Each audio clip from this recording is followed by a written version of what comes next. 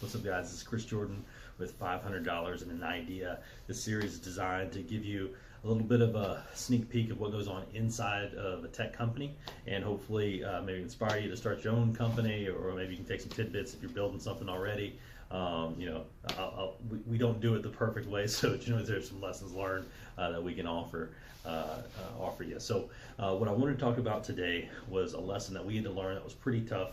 And it's, does your business model and your vision for your company long term match your product, right?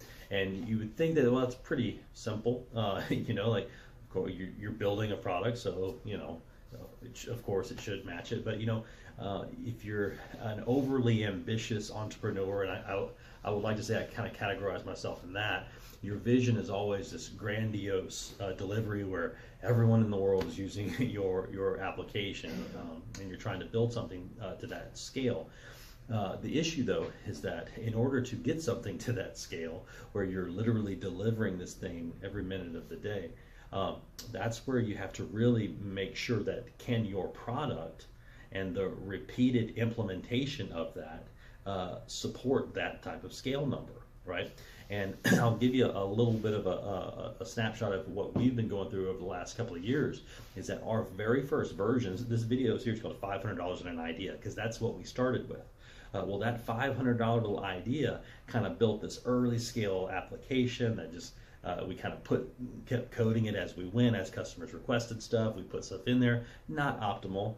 And when you're a poor guy, you have your only opportunity is really sitting in front of you. So that's how we built the application. So there was no real forethought of what it was going to inevitably end up, or how we're going to have to build this thing ongoing. So what we realized is that once we got out to market, it literally became building a boat at sea. Our application generated service revenue. We said, oh, great, service revenue. That's just going to be more money for the company. What could be so wrong with that? Well, when you average 45 to 55 hours of professional services, and you now have a backlog of 100 some odd projects, that's a lot of work, right? Plus, if the application is kind of built on some shaky foundation, or maybe it's not optimal, or there's code debt that you have to cure, you can get yourself into a pretty big pickle, as we found ourselves in. And the reason I think it's important to evaluate that question early on is because you have successful companies, you just have to pick one way or the other, right? You have some companies that do some really sophisticated stuff, they're heavy on professional services, larger sales, longer sales cycles, but those companies are wonderful lifestyle companies, right? If you want to have a company that scales infinitely, and it's all about users and going public and whatever else, then you better be able to deliver your apparatus on demand without a human present to be able to do it. And that's what we knew. We had to make that decision, is did we want to become a lifestyle company? That would have been changing the direction of where we wanted to go as a company. We didn't feel like that was prudent, because we were seeing the success. We just knew we had to get it to a point to where it could scale more aggressively.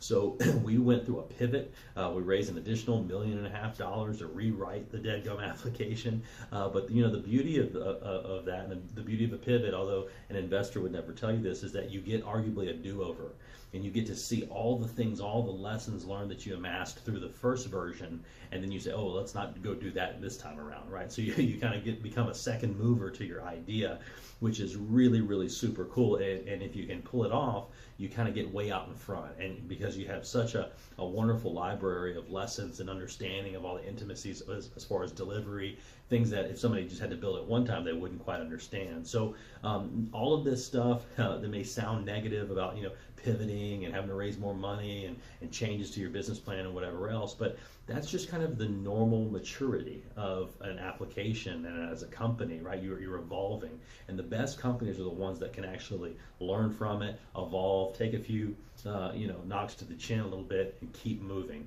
because you're just gaining knowledge through that whole process. So I hope that's a little informative. If you're an entrepreneur, you're building something, or you're thinking about getting into business, a real quick double check is that, is this something that I can scale and repeat? If it is, that opens up a ton of opportunity.